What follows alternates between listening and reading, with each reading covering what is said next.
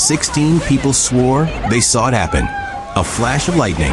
A man gone without a trace. For 3 days, there was silence. And when he returned, nothing about him belonged to this world. This is the story of Peter Williamson. And this is why it cannot be true.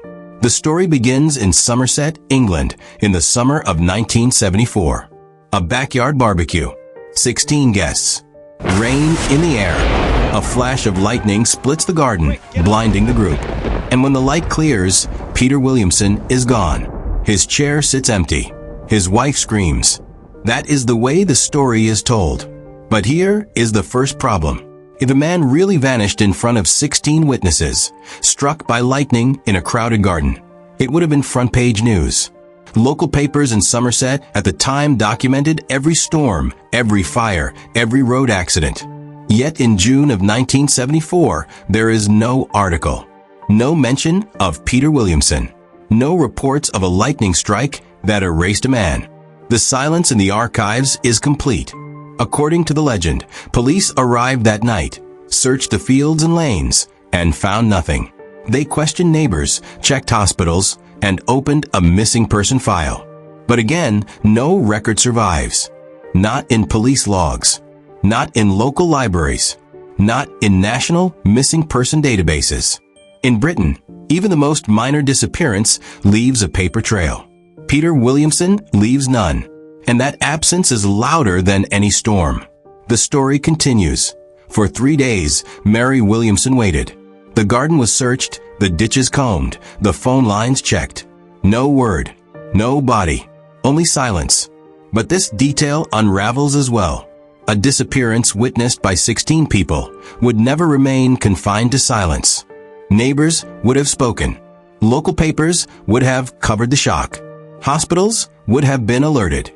Yet there is no footprint of that search. No appeals for help. No statements from the supposed witnesses. The more closely you look, the more those 3 days feel invented. The legend claims that once Peter Williamson was gone, the next 3 days were filled with urgency. Police reports, witness interviews, community searches stretching into nearby fields. It paints a picture of a village in shock, mobilized to find a man erased by lightning. But when we look for evidence of that search, nothing appears. In real missing person cases, the process is predictable. Police log an initial report, often within hours. A physical description is circulated. Local papers run appeals, sometimes with grainy black and white photographs. Neighbors recall search parties walking through farmland or knocking on doors. Here, none of that exists. No bulletin with Peter's height, weight, or clothing. No clipping from the Western Gazette or the Somerset County Herald. Not even a classified notice asking for information. The legend speaks of a search. The record holds only silence. It also claims that 15 witnesses were interviewed. Each supposedly described the same impossible moment. A flash of light, then an empty space where Peter had been. But identical testimonies are suspicious in any case. Memory does not work that way. In verified investigations, details diverge.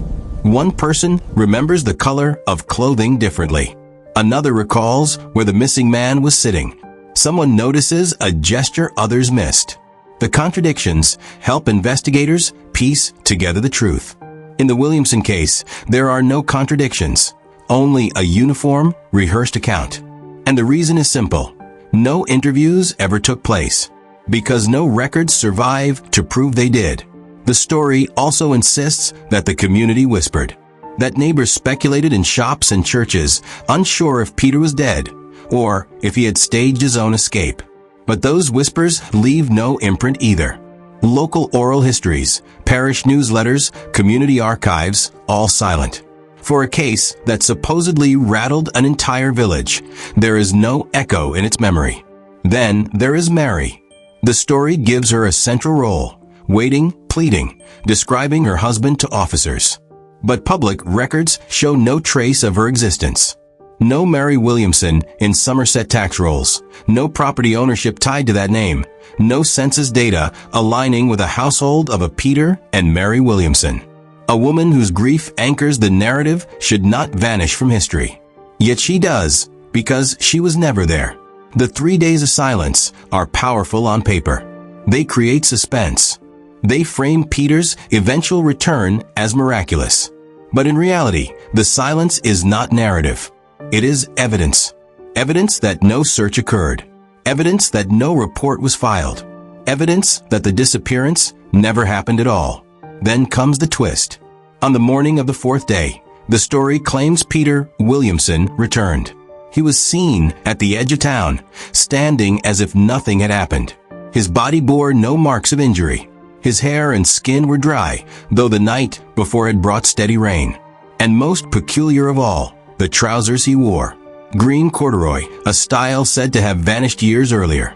According to the legend, they came from a tailor's shop that had burned down more than 2 decades before. This is the image that has endured. Not the lightning, not the search, but the reappearance, ordinary man, impossible clothes. Yet when we look for evidence of that tailor shop, it does not exist. No record of its operation. No record of its fire. No local history of a once familiar shop reduced to ashes. The trousers are described in vivid detail, yet they cannot be traced to a real business.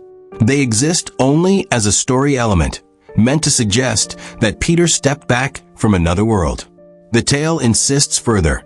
A receipt was found in the pocket, dated before the fire. A physical proof, a link to the past. But receipts are fragile records. They survive only when preserved deliberately. If one had surfaced, it would have been a crucial artifact, examined, photographed, archived. No such artifact has ever been produced.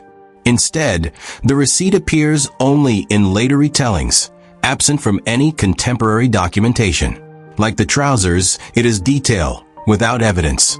Witnesses in the story say Peter himself seemed calm, unharmed, confused, perhaps, but able to describe where he had been. And that is where the real mystery begins. Not in what lightning supposedly did, but in how a story with no roots spread across decades, retold as fact when the silence of the record says otherwise. The legend of Peter Williamson survives in podcasts and paranormal books. But in the archives of Somerset, his name is absent. And if the man himself left no trace, then who or what kept the story alive? He spoke of a hospital, a ward he did not recognize, signs written in unfamiliar ways, doctors and nurses speaking in words that were just slightly off, as though he had crossed into a near but not identical world. It is the part of the story that makes it memorable. It transforms a disappearance into a tale of dimensions, alternate realities, and impossible returns. But once again, the record is empty. No hospital matches the description. No medical staff recall treating a man found after a lightning strike. No logbook shows his admittance.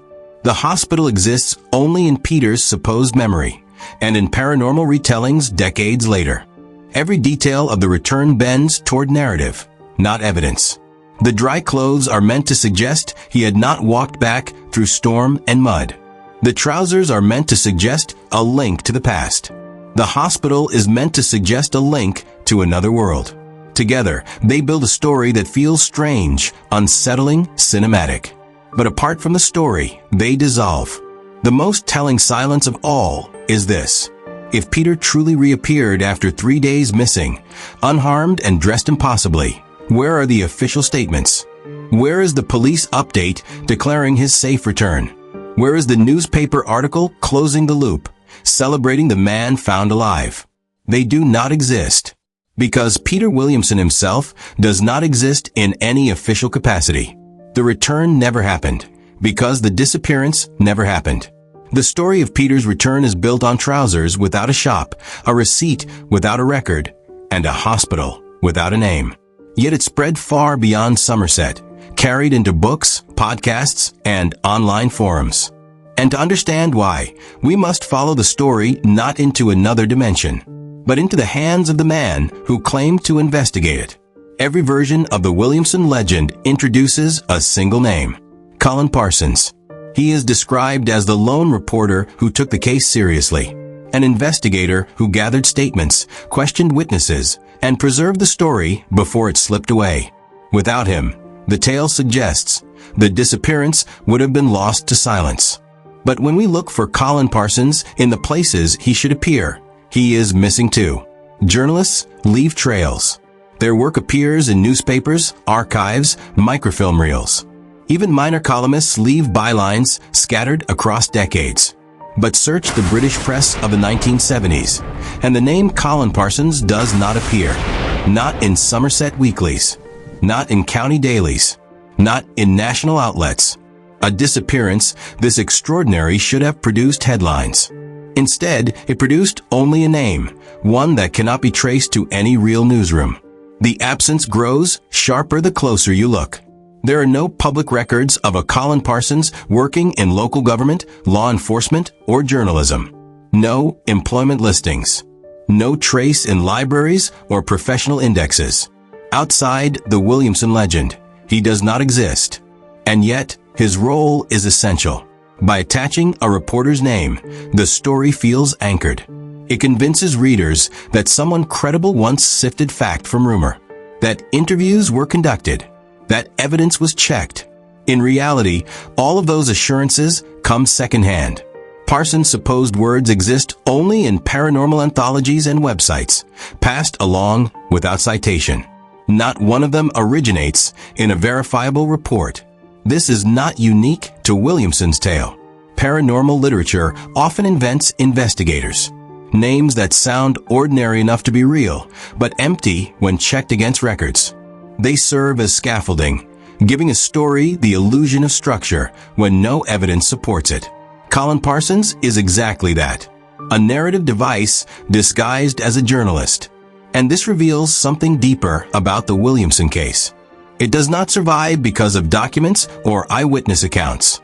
It survives because a name was attached, and once attached, it was repeated. Every book, every podcast, every website echoes it back, until absence begins to look like history. The Williamson legend should have ended in silence. No police reports.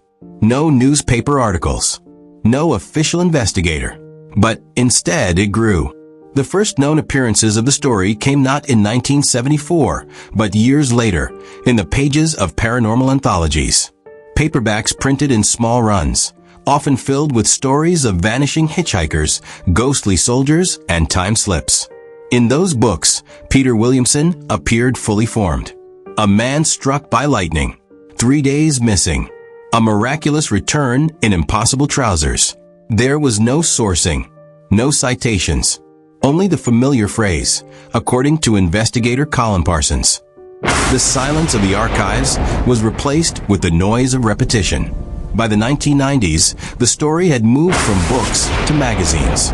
Supernatural weeklies and tabloid-style publications retold it alongside UFO sightings and haunted houses.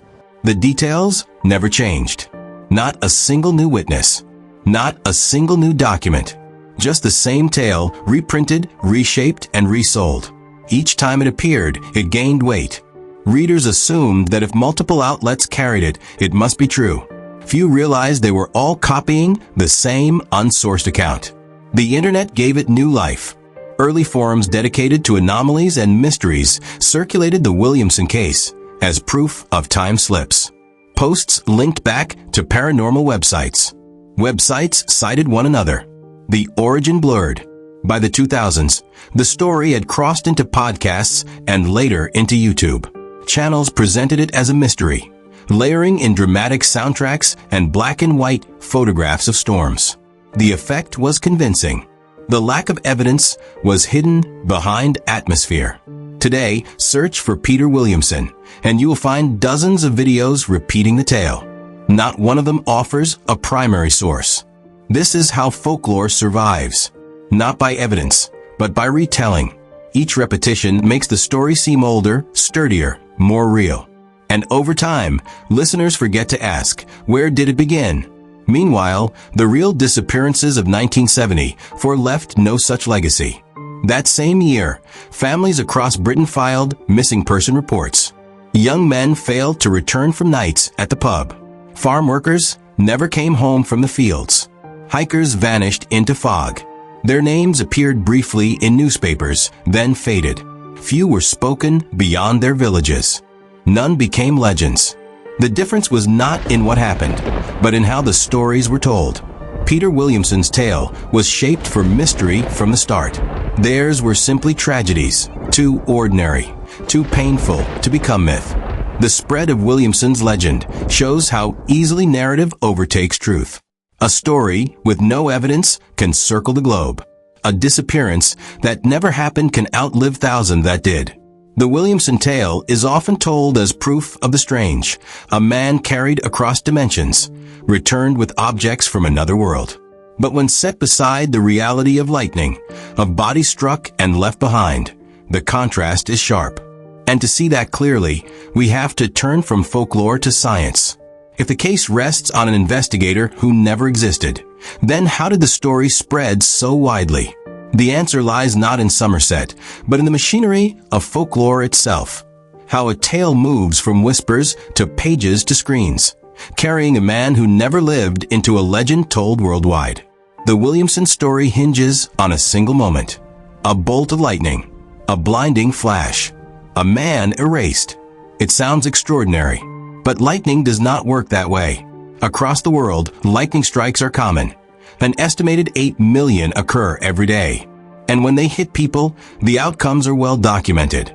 Doctors have studied survivors in detail. Autopsy reports describe the dead with precision. The evidence is not mysterious. It is devastating. The body struck by lightning does not vanish. It collapses. Electricity surges through nerves, burns tissue, stops the heart. Clothes are often shredded, not replaced. Shoes explode as moisture inside them expands into steam. Metal objects in pockets fuse to skin. The marks are unmistakable. Fractures across the skin like branches of a tree, known as Lichtenberg figures. Burst eardrums from the shockwave. Paralysis. Blindness. Lightning leaves scars, not mysteries. The legend of Peter Williamson contradicts all of this. He is said to have returned without injury, unharmed, his body untouched. He is said to have worn trousers from another decade, perfectly dry. In real cases, none of this would be possible. A man exposed to a direct strike would bear burns. A man nearby would suffer shock or collapse. A man outdoors in a storm would not return dry. The physics of lightning allow no exceptions. Medical journals describe survivors who live with lifelong consequences. Some suffer memory loss, struggling to recall simple facts. Others endure chronic pain, nervous system damage, or seizures. There are cases of temporary amnesia, but never of people vanishing into thin air, only to reappear days later. The Williamson tale borrows from real symptoms, then twists them into something cinematic.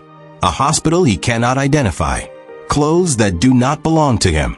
But in truth, those are not medical details. They are narrative inventions. Consider the context of 1974. If a man had survived a lightning strike under such unusual circumstances, he would have been a subject of medical research. Doctors would have published case reports. His body would have been examined for unique evidence. Instead, there is nothing. The medical silence matches the historical silence. Together, they make the case impossible. The danger of the Williamson legend is that it erases what lightning really is. Not a doorway, not a portal, but a killer. In Britain alone, dozens of people have died from lightning strikes in the last 50 years. Most were farmers, hikers, or children caught outdoors. Their names are recorded in coroners' reports and newspapers.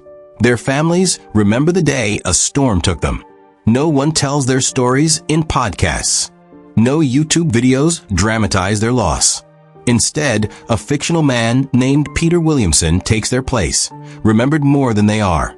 Lightning is terrifying enough without myth. It is raw, sudden, merciless. It does not transport.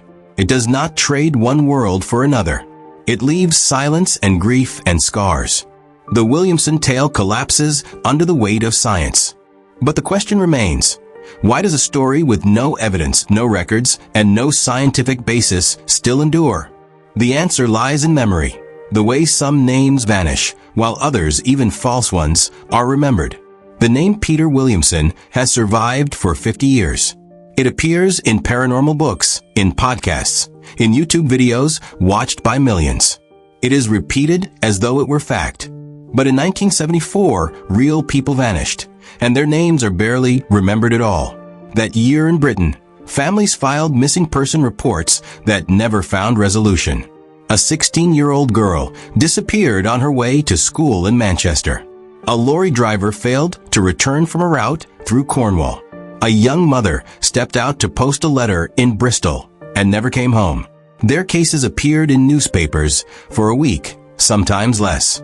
A black and white photograph, a plea for information, then silence. No legends grew around them. No paranormal investigators repeated their names. Their stories ended in absence, not myth. Across the Atlantic, the same pattern held. In the summer of 1974, dozens of disappearances were logged across the United States. Some were suspected runaways.